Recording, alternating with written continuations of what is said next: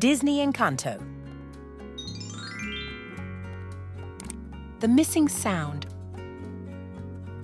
Dolores, the oldest child of Felix and Pepa Madrigal, had a mighty gift. She could hear a pin drop from miles away. At the same time, she enjoyed listening to the many sounds of the Encanto. One morning, Dolores woke to the usual dripping of fresh café brewing.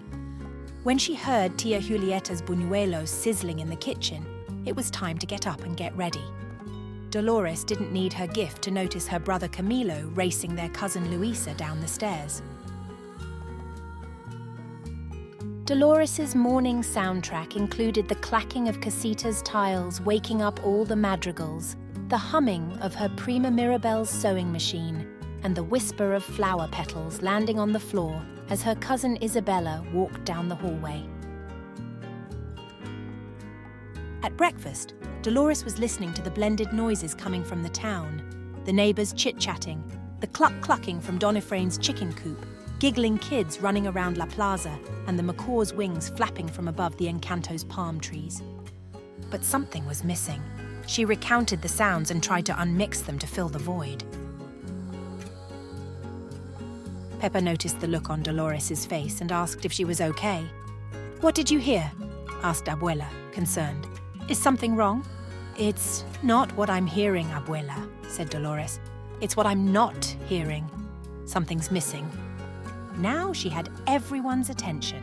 If something was wrong with the Encanto, they needed to solve it together. "It's okay, Mia.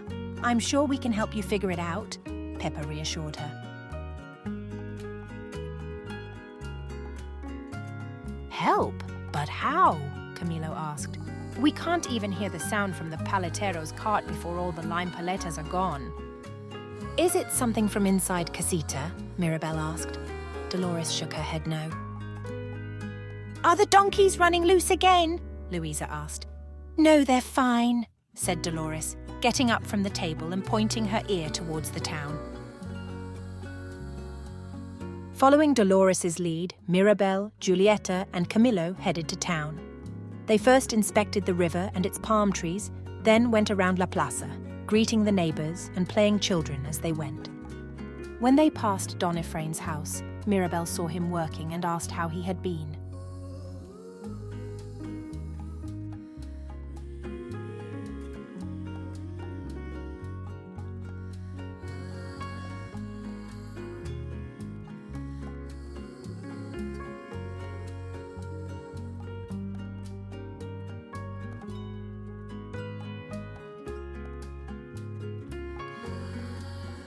Don Efrain pointed at a dozen hens sitting comfortably on their nests.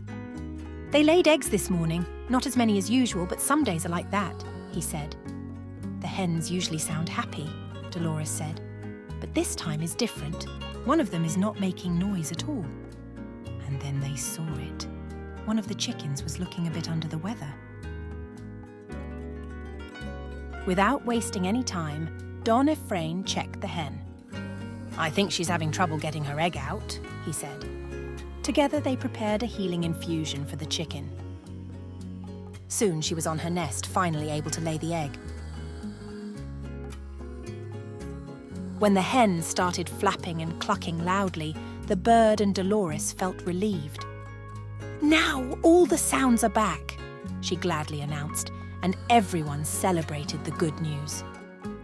When heading back to Casita, Dolores stopped and pointed her ear to the east side of town. She told Julieta, Mirabel, and Camilo to follow her. And there it was, the paletero cart. Camilo's eyes opened wide and his mouth watered. He thanked Dolores as they raced down the street and arrived just in time to enjoy some fresh lime paletas.